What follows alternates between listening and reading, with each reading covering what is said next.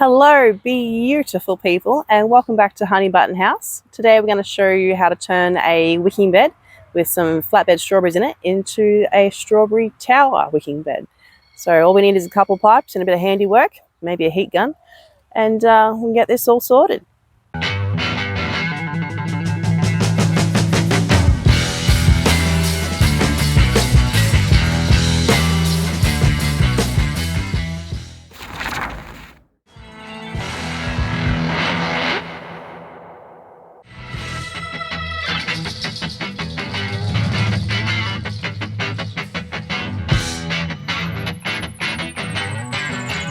So we're going to start with some poly pipe. We're going to cut some holes in it. So first step is to make these all the same size. So I've got one more to cut now. We've got to mark it first, that'll probably help.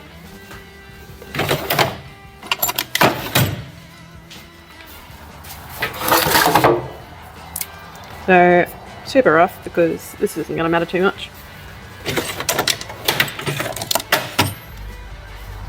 And we have our safety gear.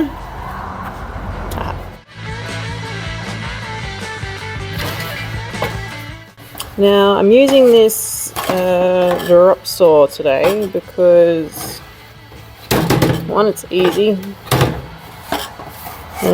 two, it'll work.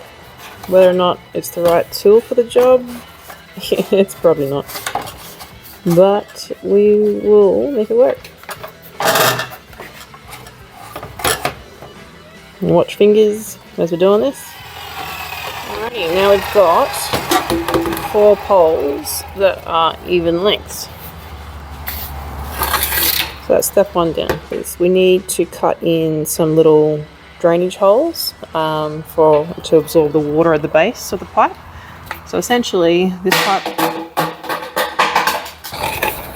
so we're going to cut holes like this all the way down in different parts of the pipe, and then we're going to use the heat gun to bend them out to hold the soil and the strawberries, and we're going to use a hole sorter, cut some holes into the bottom here. I'll probably have it sticking in the ground to about there, that way it's got a solid base for it to stand up in. So we'll do the slit saw first.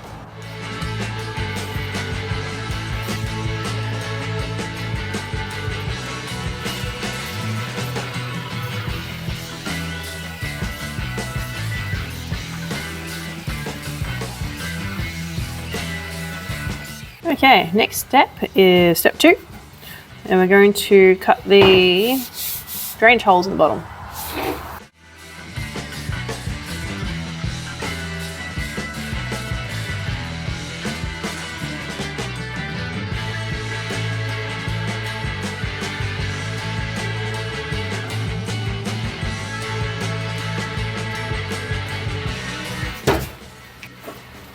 Make sure you get all these little discs out as you go in case they get stuck and stop you from cutting your holes. Pains in the ass. Alright, so that's our step 2 done. So far we've got our cuts in the sides and we've got some drainage holes at the bottom to let the water in and out. So step 3, we are on to heating up these hole sections and bending them out. I'm going to try not to breathe in any of these fumes that might be coming off of this. I've got not a clue if it's dangerous or not, so let's just avoid that.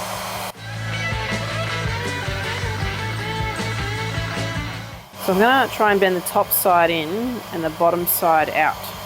That'll create the most horizontal distance. Starting to heat up. Need 3 hands.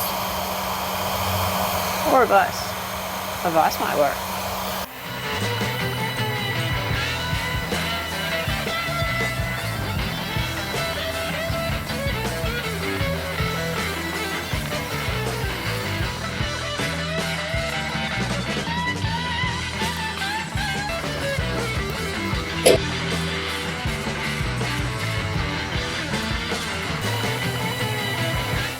So I'll heat it up nice and hot, make sure it's all flexible. And then I've got myself a tool that's the right shape for bending it open, and then we just got to shove it in there and hold it there for a bit.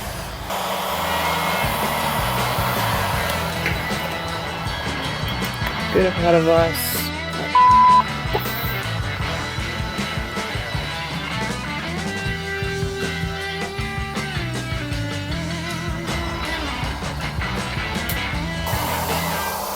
Just make sure you bend your holes in the right way and don't let them bend the wrong way so they go upside down.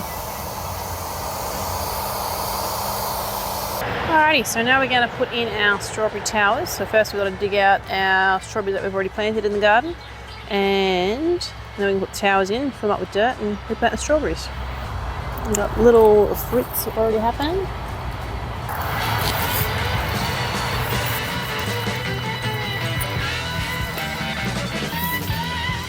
So these are the strawberry towers.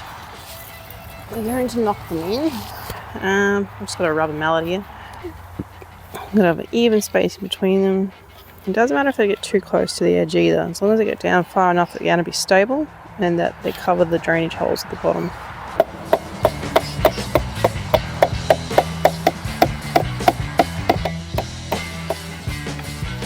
Well, that didn't work.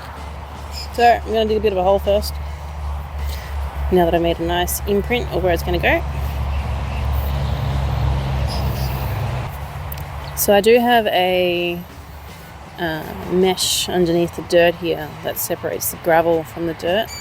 Just got to make sure I don't hit it down as far as that to break through it.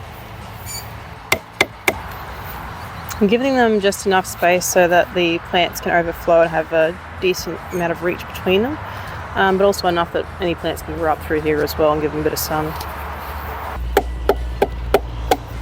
So I knock them into about the same height. I'm liking the look of these because as I've heated them up and burnt them, they've made this brown marking on them. They kind of look like mushrooms. So it's like giant mushroom strawberry towers, which is cute. No doubt we'll end up with a fairy garden in here at some point. And in hindsight, I probably should have done that one first because now I've got to dig a hole around this one. And now that these 4 towers are in, it'll create a fair bit of shade at the base here. So anything that loves shade, I'll be able to plant at the bottom. So creating a garden with different height dynamics and shade aspects to it so that different plants can thrive in different areas of it. Next thing is to fill them up and make sure they're straight.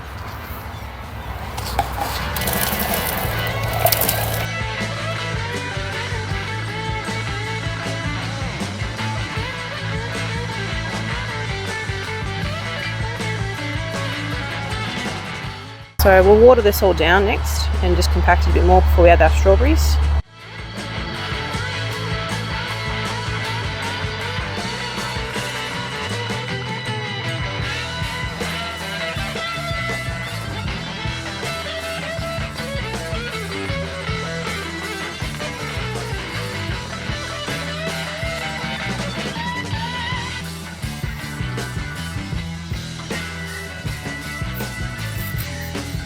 So yummy?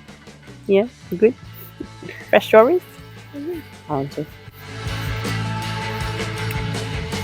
Delicious. Hi, this one.